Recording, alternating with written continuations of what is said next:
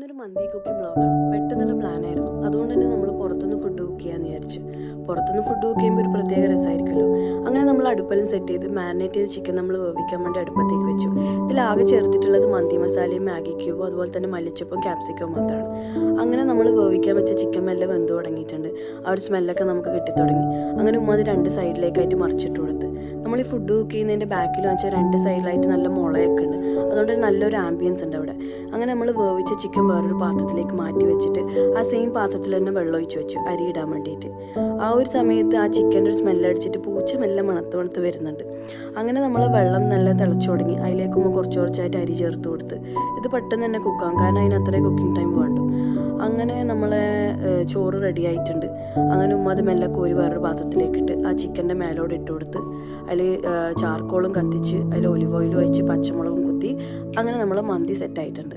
side ഡിഷും ഒക്കെ